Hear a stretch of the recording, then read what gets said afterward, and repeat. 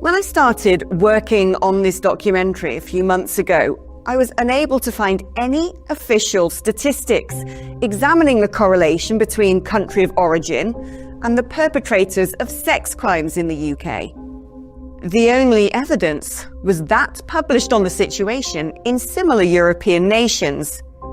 Yet days before going to edit, something remarkable happened. We finally got data from collated police evidence showing that foreign men, mostly from Albania, Afghanistan, Iraq and Algeria, were over 3 times more likely to be arrested for sex offences than British citizens. I wanted to investigate this fearlessly in a way that would rouse rightful horror in all who should watch and jolt them into realising nothing can excuse neglecting this issue for even a second longer. In 2013, there were over 16,000 incidents of reported rapes in the United Kingdom. By 2022, this increased to over 69,000, less than a decade on, more than a 400% increase. Shocking. We're told it's because women now report rapes more often, a conniving sleight of hand that doesn't bear scrutiny. More reports mean more incidents. If anything, women are increasingly disinclined to engage the authorities. Such is the lack of trust and the normalization of abusive practices. This harrowing trend echoes throughout Western Europe, from Finland to Denmark, Sweden, Germany and France. But why? Something else has shot up in these nations: mass migration.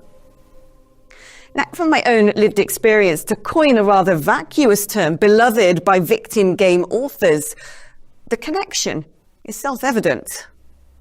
What does data actually illustrate? Let's look to Germany. Shocking figures show that between 2017 and 2021, Afghans and Pakistanis were 16 times more likely to be implicated in rape than German citizens.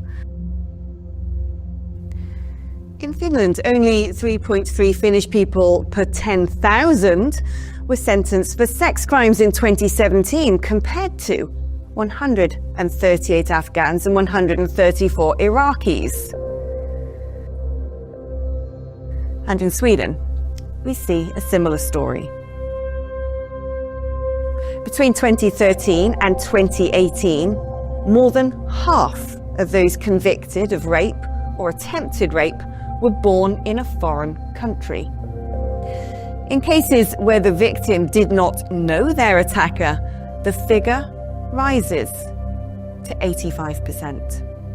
Let's break that down. Algerians were 122 times more likely to commit rape than a native Swede, and Afghans 69 times more likely. Let's look now to France. In 2023, 77% of solved rape cases in Paris were committed by men who did not even hold French passports. While in 2020, 62% of sex assaults on public transport were committed by foreign nationals. In Italy, a similar picture emerges. As a proportion of rape suspects, North Africa and the Middle East are heavily overrepresented. Afghanis and Pakistanis, for instance, are proportionally 15 times more likely to be a suspect than an Italian. Like Britain, Denmark has also experienced a surge in sexual violence from around 2015 onwards, rising from around 2,500 cases in 2012 to almost 10,000 in 2022. Sexual assaults have more than tripled in just 10 years. Conviction rates for violent crimes, the closest data we could find, are dominated by nationals from the same regions, the Middle East and North Africa. So what about back at home in the United Kingdom? According to the first analysis of its kind, recent crime statistics show that in 2024, foreign nationals were 3.5 times more likely to be arrested for sex offences than British citizens. We don't have these kinds of statistics for previous years. The data has either not been gathered or remains unpublished. But similarly, when looking at the prevalence of rape gangs, how many of those perpetrators would be recorded as being British citizens? The true figure is doubtlessly far, far higher. Do you think it's about time that the government does publish that data, or do you think it would be too explosive and lead to a huge kickback against people from those communities who actually are integrated and who actually don't deserve to be targeted? I think the government should collect and publish the data, absolutely. And I'm trying to remember whether it's Sweden or Denmark, one of those countries publishes crime data by countries of origin. Germany has got much more comprehensive data than we have. And if you speak to Home Office people here, they'll tell you we largely keep data on ethnicity of victims and not of perpetrators.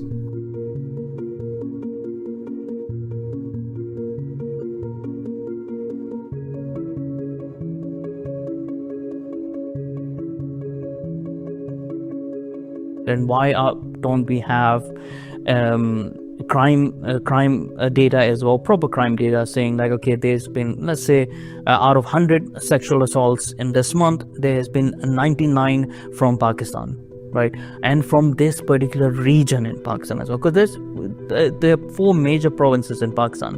The attitudes of people in those provinces are very different as well. And we can multiply that with India, because they are even bigger. Bangladesh, Syria, Iran, whatever, like every different area would be different. So if we have a proper crime data to say, okay, like this from maybe Gujranwal, the people are coming from there and they're committing 99% sexual assaults. Perhaps now we may start getting better data. Yet even with information being willfully suppressed at crimes that were formerly unheard of in the UK, perhaps indicative of foreign cultures, are now making headlines. The UK now has the highest number of recorded acid attacks in the world, with a 69% rise in the number of acid attacks in 2022 alone.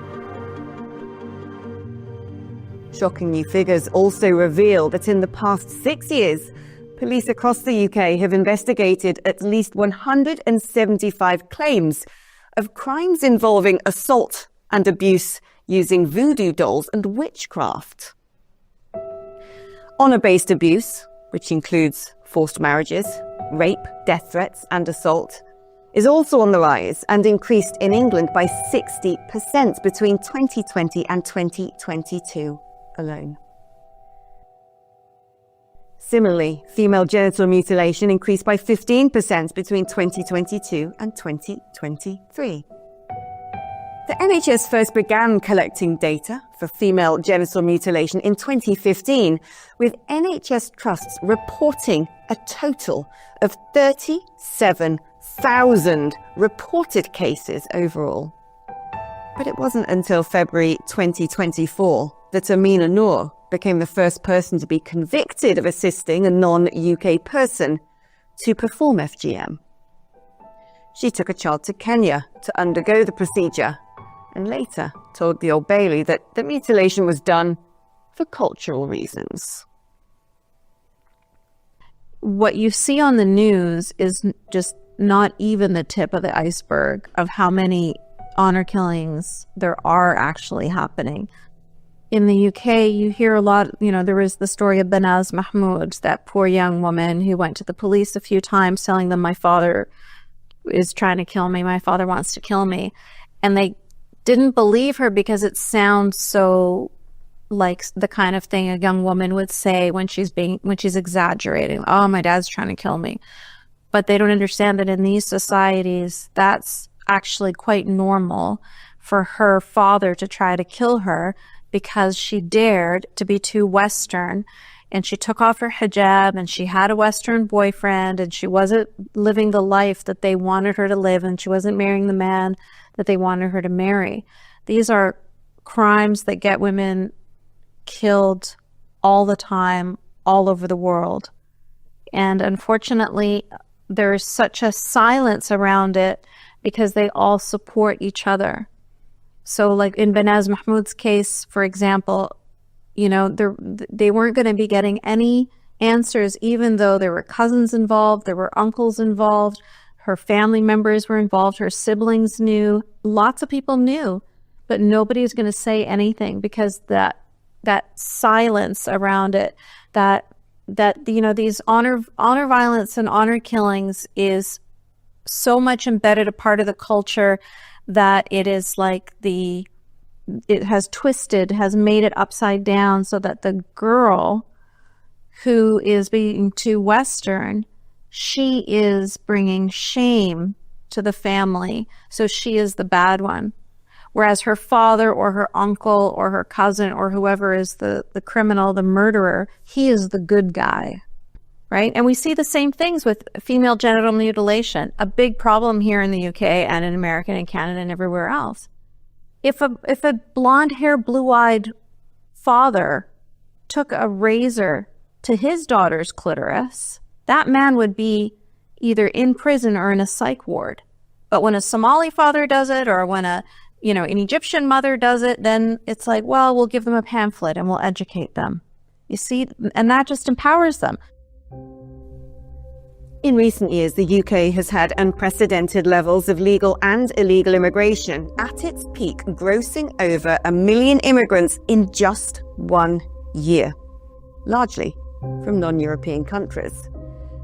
Migration has added at least 3.7 million people to the UK population since 2010, with the UK topping the list of OECD nations in terms of new permanent arrivals.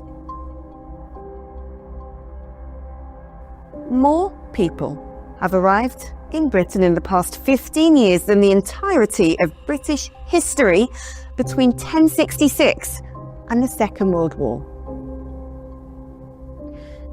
Since 2018, more than 150,000 people have arrived in small boats across the Channel, mostly young men from Muslim countries such as Afghanistan, Syria, Turkey, Iran, and Iraq. Men with very different cultural attitudes towards women than we have in the West. That figure excludes those entering the country illegally by other means.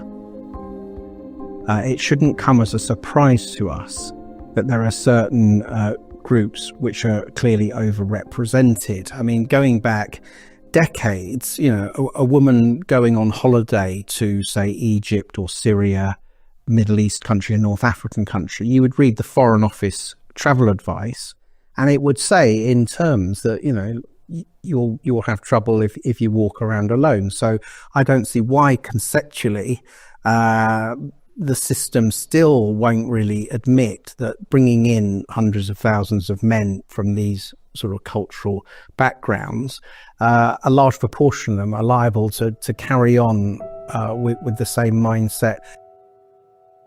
So if you look at, for example, Egypt, the country my mother is from, women there, 99.3% of women report being sexually assaulted. 99.3. It's an astounding number. It sounds like hyperbole, but this is a true number, and the research was done by UNICEF. And the reason why you see such astounding numbers is because it's so much a part of the culture. It's so normalized.